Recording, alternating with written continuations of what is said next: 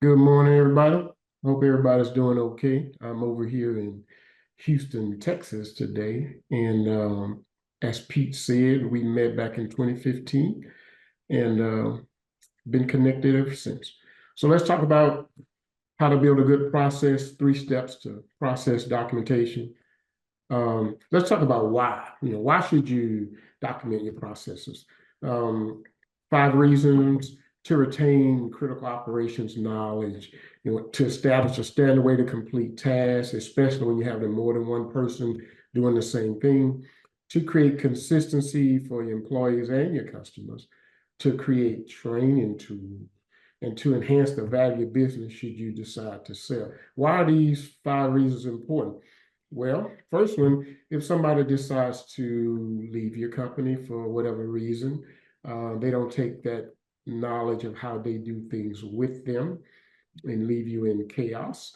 Um, as I mentioned before, the second one, why do we want to complete a standard way to complete tasks? Well, if you have two or more people doing the same thing, if you have multiple property managers, you want to make sure they're doing things the same way.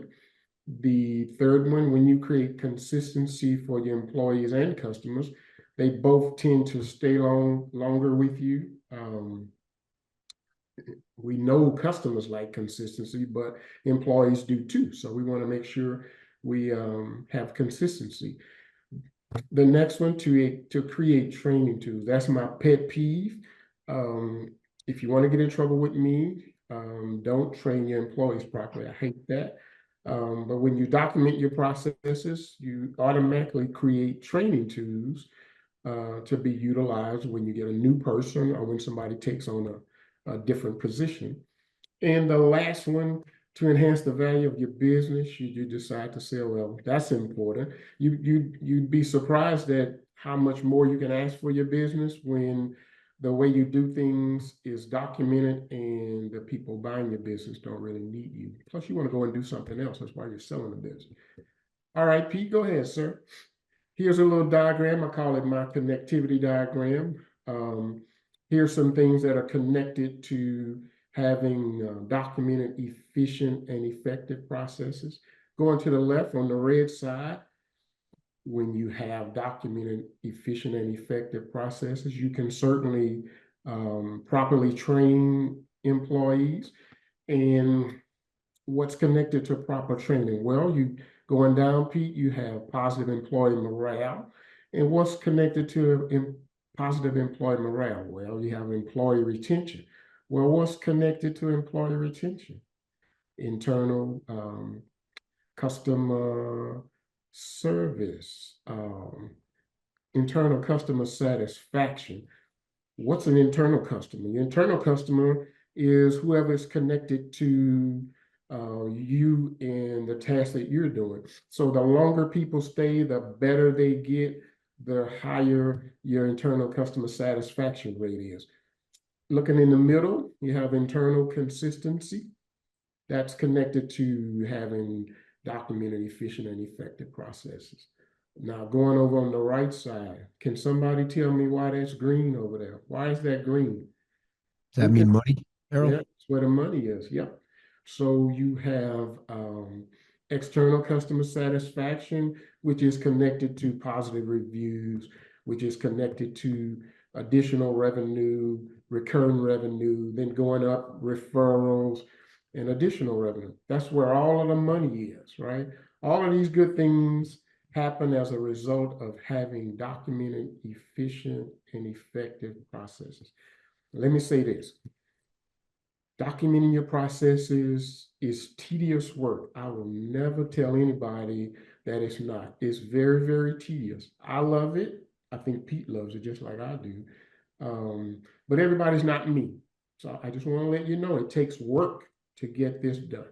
There's no magic bullet. It takes work to get this done. But you can see all of the benefits of doing it right here on this diagram. All right, Pete, go to the next one, sir.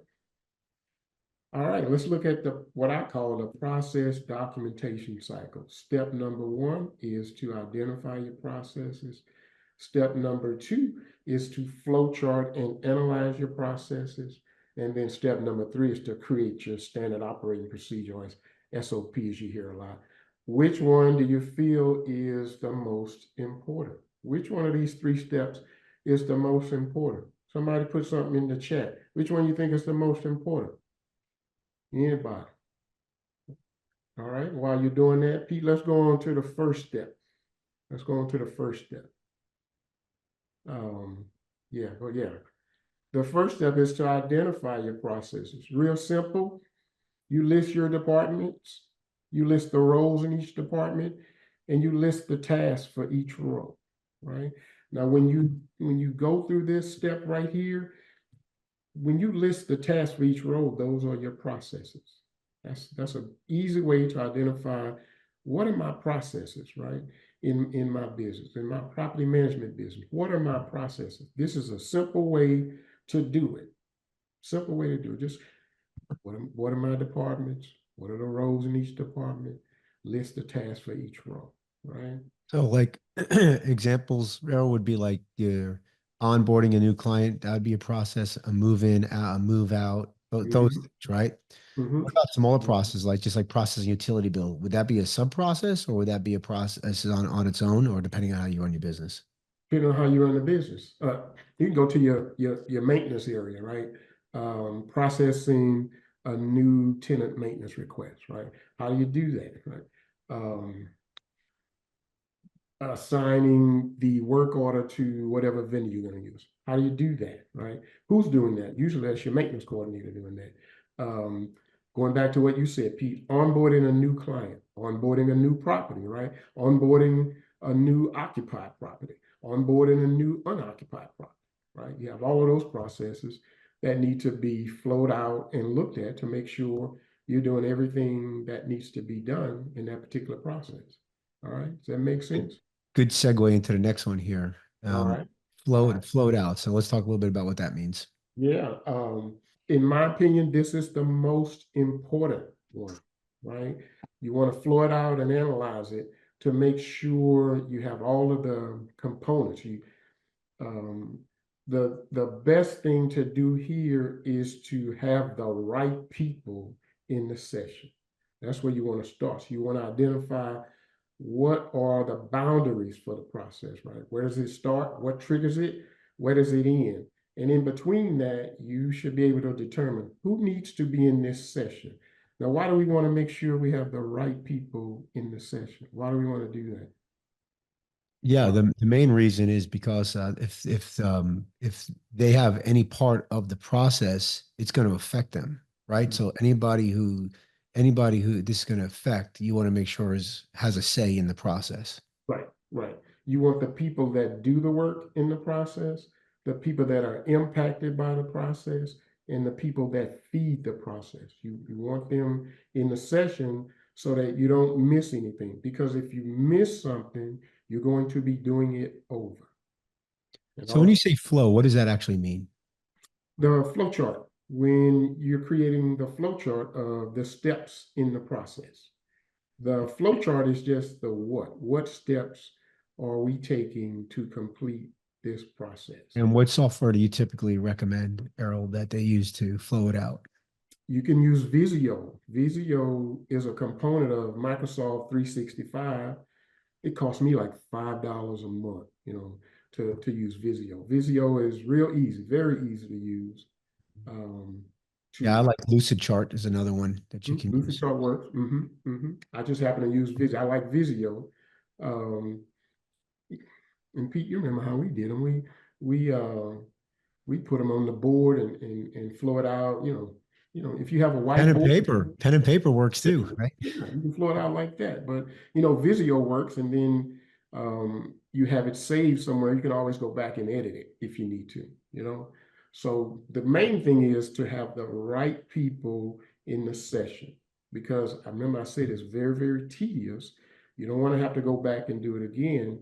And if you don't include the people that do the work, now you're going to have an issue, because the first thing they're going to say is, you didn't ask me. That's not how I do it. You didn't ask me, right? So you want to make sure you have the right people in there in your You set. know what I found out too, Earl, when I was when we were actually doing this part two of your Mhm. analysis, and we're doing the flow charting. Mhm. What I didn't realize is it was actually training everybody.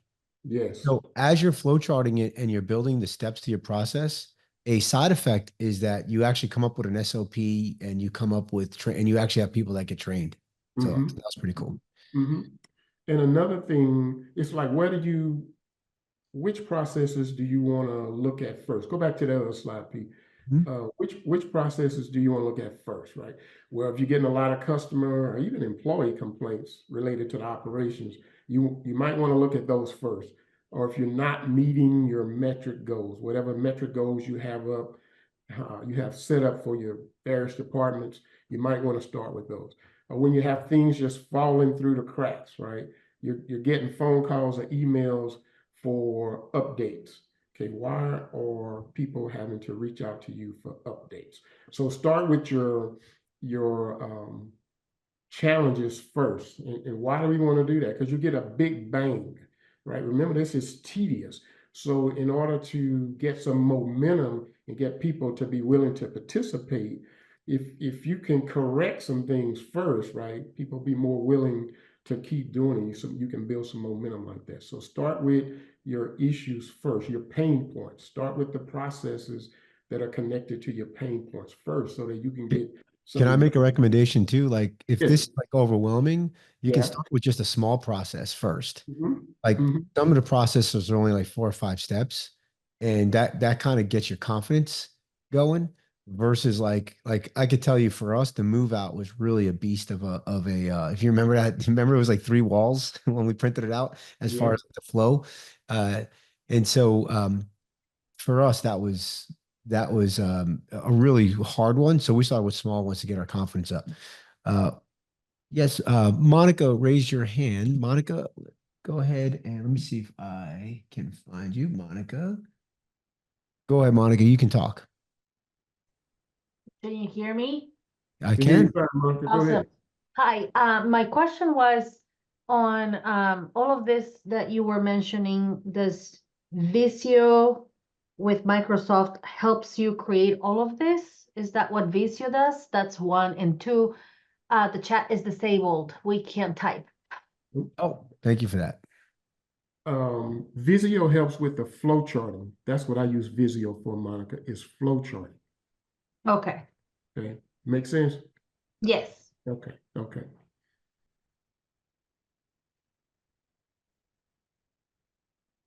Paulina, can you fix the chat for everybody?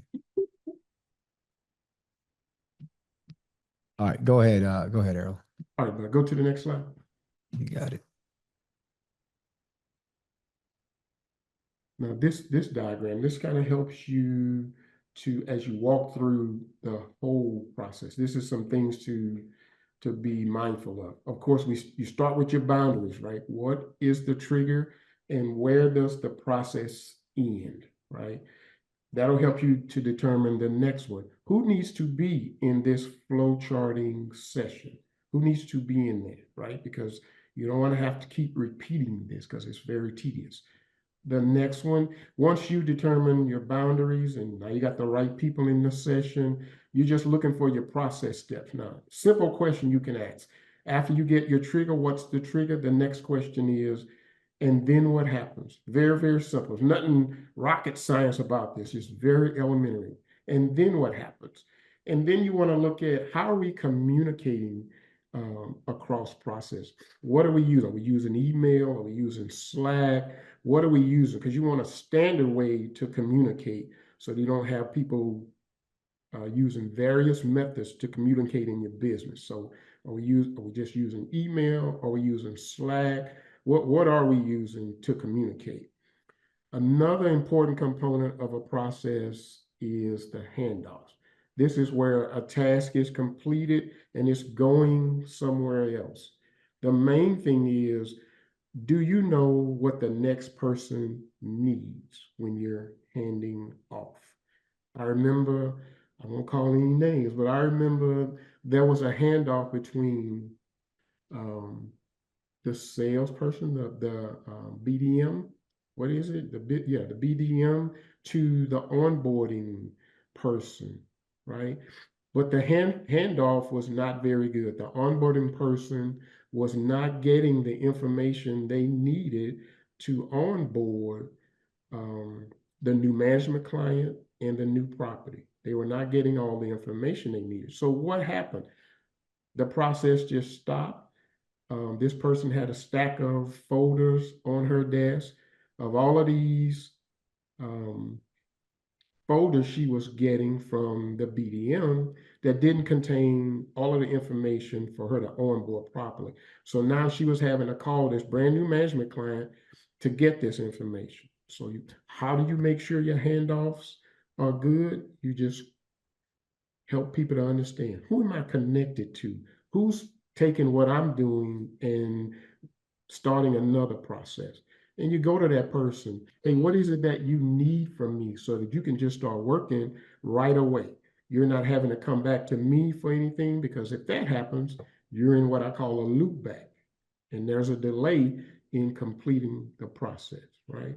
You also want to know what your cycle time is. How long does it take to complete this process? You want to, the way you're doing it now, how long does it take? Because as you make improvements, you can see, is the cycle time coming down, right? Are things being completed faster because we've made some adjustments?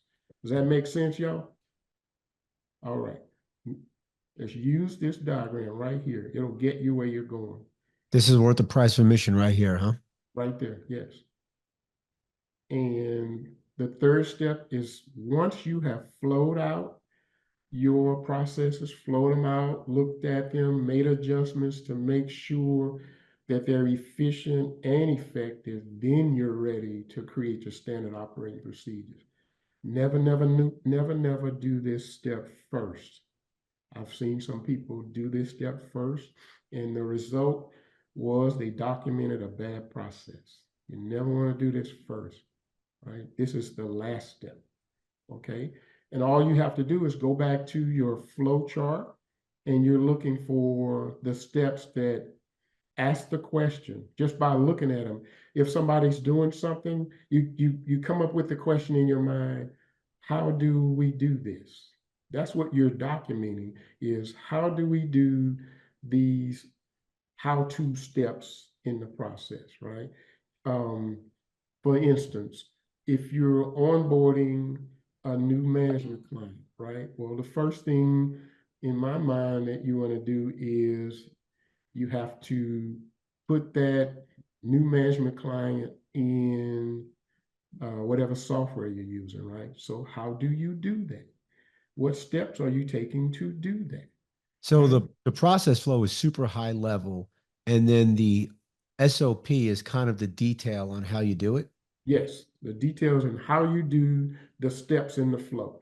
You're just looking for the steps in the flow where you naturally ask that question, how do we do this, right? So you just go back to your flow chart and put the question, how on steps. So once this is complete, Errol, we got a couple of questions here. Mhm. How often do you recommend reviewing the processes? Every 6 months. However, you can always ask in your team meetings, or your process is still working for you, right? And then you can make adjustments on the fly. You don't always have to wait the 6 months. Just ask during your team meetings, or your process is still working for you. What is your take on, let's say you have a team member that you give the process to, they own the process. Do you, from a management point of view, do you allow the team to modify the process, or do you want that to come up to the team lead or the owner of the company to then determine if the process should be modified? I think you have to be careful in modifying in isolation. You have to ask yourself, what is impacted if I modify this, right? Is there something connected to this? What's impacted by my modification? It doesn't always have to come up to the owner. It should be brought up to the team lead, so that you can ask these questions. Okay, that might be good for us to modify it, but is something else connected to this somewhere down the line, right? And I think that just depends on management style. I can tell you that my management style, especially at Empire, was I gave people more control until I Mm-hmm. you know. And I'll never forget this one example. We had Jessica handling lease renewals, and we used to Mm-hmm. start lease renewals at 60 days out. And then we did the whole process. We did this whole process that you lined out today. And then after about 2, 3 months, Jessica started doing it 90 days out.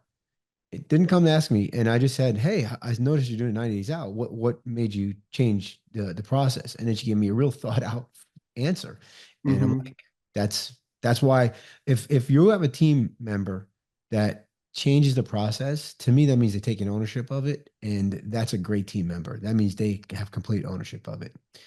A couple other questions here. Okay. Go ahead, Errol. You can rebut that.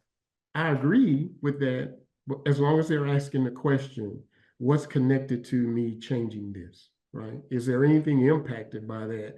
You know, that needs to be discussed just to make sure you don't negatively impact somebody else. You know what I mean? Couple more questions here. The flowchart software that I use is called Lucid, Lucid, Lucid Chart.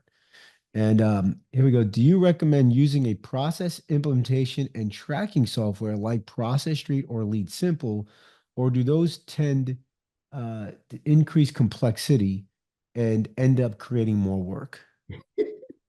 Um, like anything else, any other software tool, they're only as good as what we put into them, right? Um,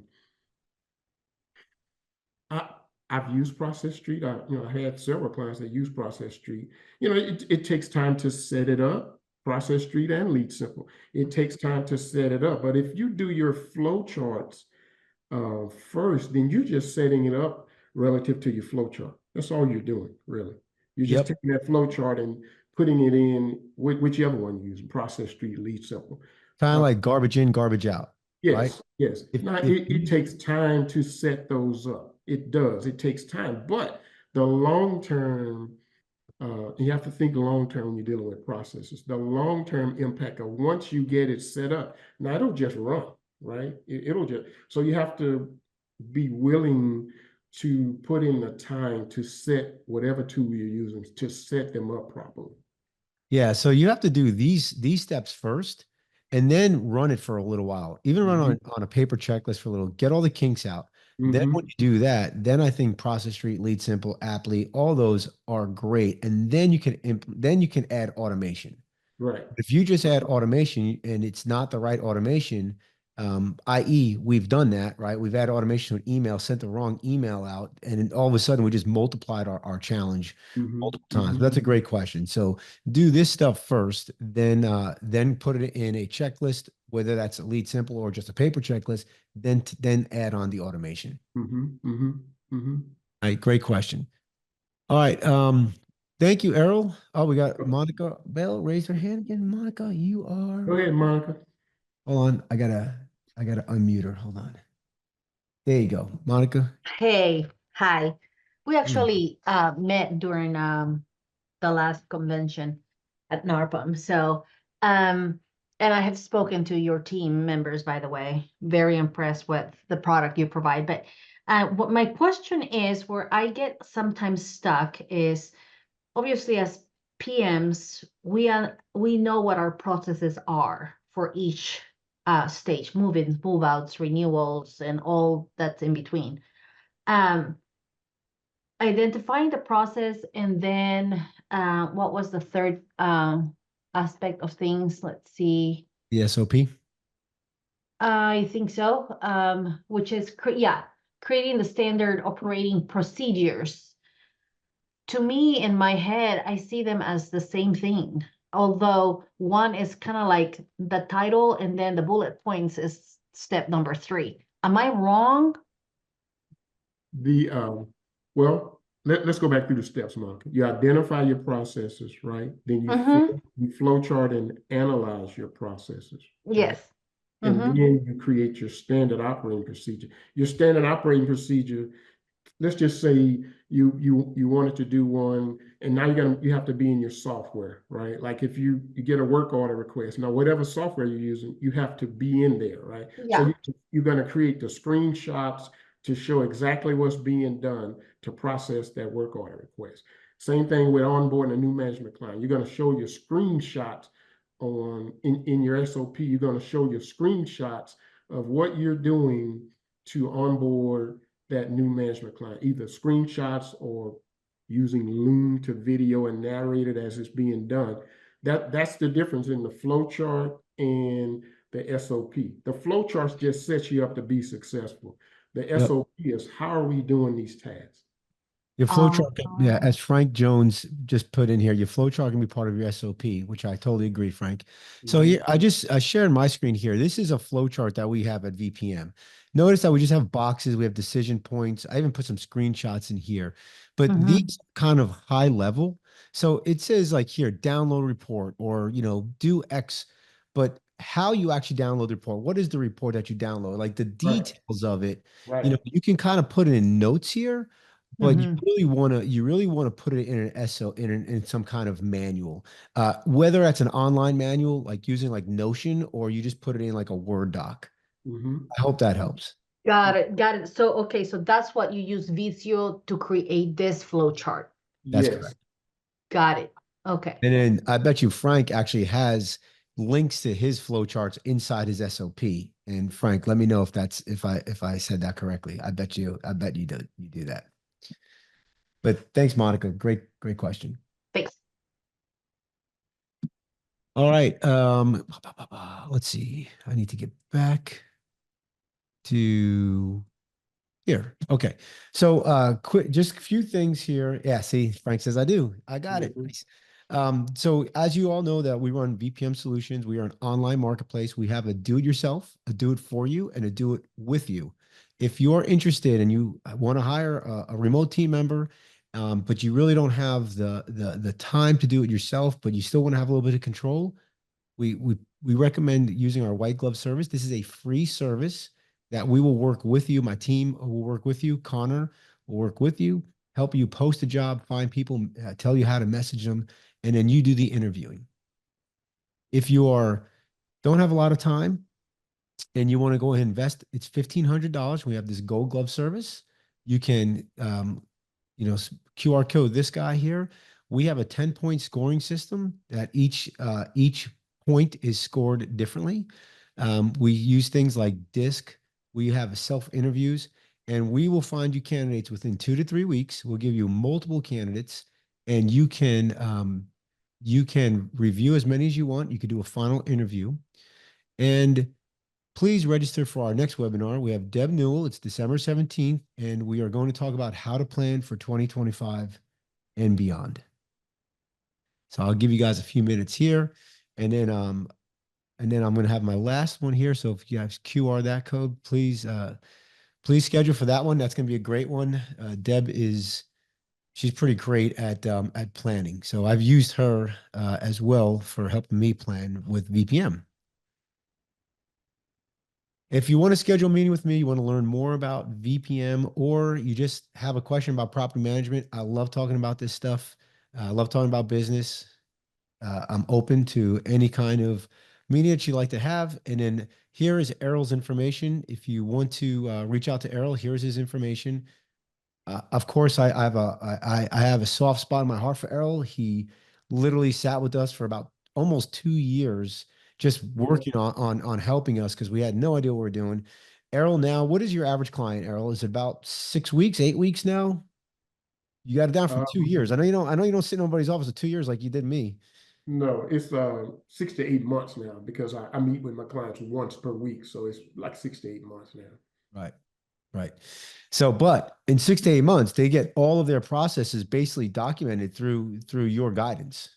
Right, right, right. This is All right. hands-on. I'm not a do this and we'll talk next week. No, this is hands-on. All right. All right. Monica, you have anybody have any other questions? Shoot them, but we're officially done. We went 1 minute over, so apologize for that. But Monica, go ahead. We'll stay here as long as you need us. Yes, sorry, it's just that the chat's not working. At least it's disabled on my end. I wanted the QR for the next class for December 17th. Yep, I'll throw it back on there for you. That's right there, and that's great. I'll leave it there, and please, anybody, if you have any questions, I think I don't know if the Q&A looks like that's working. I don't know about the chat. or just ask to unmute. And Errol, thank you so much for being here today, man. I appreciate it. I know you squeezed us in. I think you got a meeting here in about 10 minutes, if I'm not mistaken. Yeah. So appreciate that. Thank you, everyone. And we'll see you next month. Everybody have a great Thanksgiving. Talk to you then.